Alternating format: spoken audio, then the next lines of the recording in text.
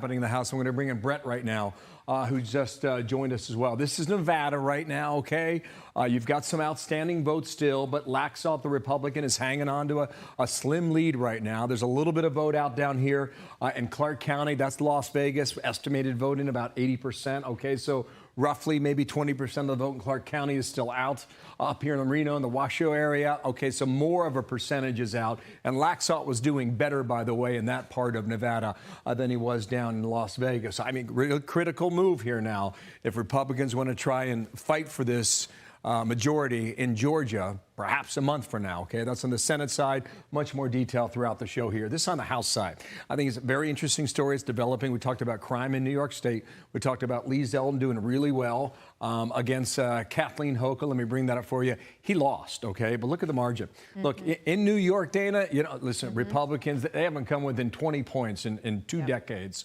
So he came within 5 at the current mark. If I go to the House lineup, however, New York 3, north coast of Long Island, north shore of Long Island here, that's a flip.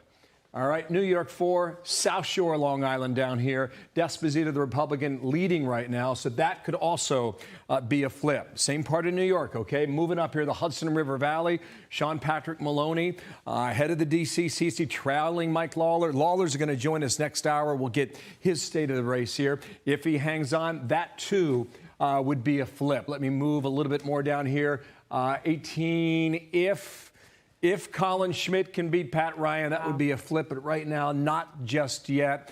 19 would not be. 22 is Catgo. So what you have in New York, you have the possibility, let's move on over here, that Republicans could flip 4 House races in the state of New York alone.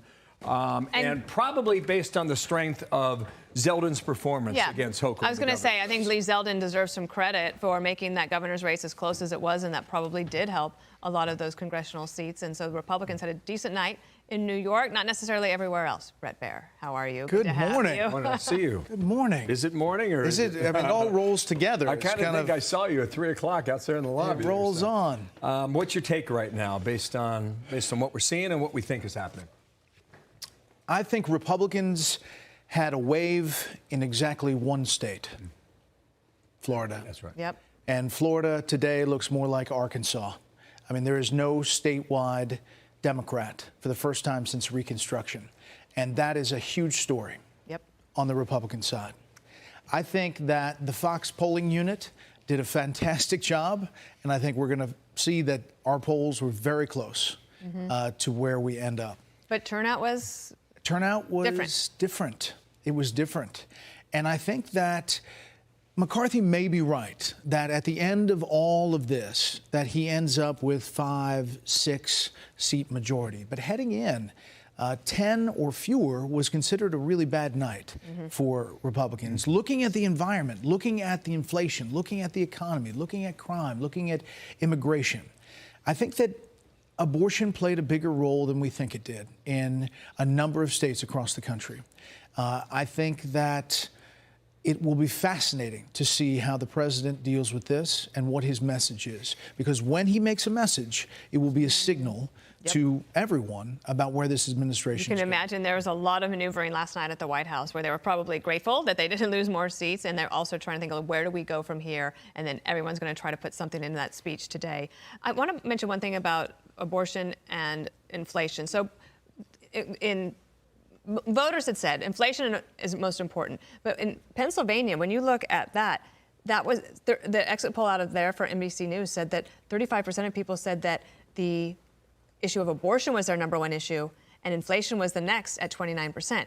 So did we miss that in any of the polling or the discussions? And were they the quiet voter, right? You had like the quiet Trump voter from before. Were these the quieter voters, or did they just vote early and make their voices heard that way? I think that there's a lot of people who voted early. I think that in every state, there are more and more people who voted early. In Pennsylvania, for example, if you look back, there's a ton of people who voted in August. Remember, the ruling happens in July. August happens. You've got all of September. You don't have a debate until October 25th. Yeah, they started voting September 19th. And so you know, obviously we don't know how much that debate changed the dynamic of the race, but we do know had there been 3 debates, that might have been a different story. With that, it might have been a different story if it was a debate on September 30th in Pennsylvania. The bottom line is that there's, you know, all these states still out there that we have yet to count. But it's looking more and more like we're looking at a divided Washington and that we're looking at a very Republican Florida. And if Republicans are talking about something, they're talking about the change in Florida and the way forward. Big win for DeSantis. You got 67 counties, and he won 62 of the 67. Right. I mean, extraordinary, too. Including Miami-Dade. What he did in Miami-Dade with Cuban Americans, that Democratic blue section of the state. Osceola County, we pointed out last night, strong Puerto Rican population just south of Orlando. He was down 7 the week before the election. Down 7, DeSantis was, to Gillum 4 years ago. In 2018, right? And he pulled it to... But competence mattered, and people saw what he was able to do over those 4 years, and especially look at that hurricane and how he handled it. Listen, he won by 34,000 votes that year. Last night he won by 1.4 million votes. All right, so that's the story in Florida. I think what you're going to hear a lot for Republican analysts throughout the day is that the top of the ticket hurt them in various states. One would be Pennsylvania. The governor there, not a good performance. One would be Colorado. Joe O'Dea, the senator, not a good performance. Michigan, Tudor Dixon was unable to come back and topple Gretchen Whitmer, knowing that Republicans have gone after her now for close to 3 years. You have different scenarios there, and there's going to be a lot of people that point to the former president. But Joe O'Dea was not a presidential endorsement. He was, in fact, pushed the former president away. Mastriano was. In fact, he had help from Democrats to get through that primary. He was supported. Tudor Dixon was. I think there's a mixed bag here. But that all factors in. And there's going to be a lot of talk about the 45th president of the United States and how much that influence or not influence impacted these races. And the closing argument seemed to work. It seemed to work. We didn't think it was going to work. We sat here talking about what threat to democracy and... I was thinking about that last night about President Obama coming in with those last-minute rallies, and we saw kind of a different Obama. It wasn't hope and change Obama. He was angry, and he was demanding that they get out because democracy was on the line. And he was a good closer for them. He's been a good closer. He was a good closer. And in Pennsylvania, they can point to, I think, moving the line.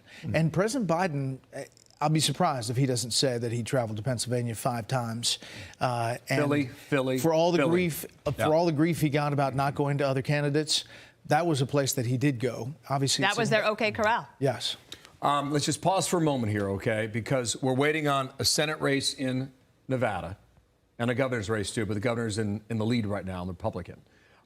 Likewise for Arizona, the Senate and the governor's side. We've got a Senate race in Wisconsin that has not yet been determined, but when we went to bed for 60 minutes, Ron Johnson had the lead. He still has that slim lead as of now, and we believe, just like we left off at 3 a.m., that in Georgia they'll go to a runoff in all likelihood come the 6th of December, unless you get a major change throughout the day today. So you're saying, what if? Yeah, okay. Just hit that check mark that up check there. mark up Come there. On over here. Yeah. Yeah, you got it. You did a fantastic job, by the way. Thank you, brother. I mean, you really did. Well, I appreciate that. Thank you. We had a good team. We did. All right. Thank you, Brett. You're going to be with us all day today. All right. Yes, sir. Go far. And Dana, we're going to roll on right now. Here we are. Okay.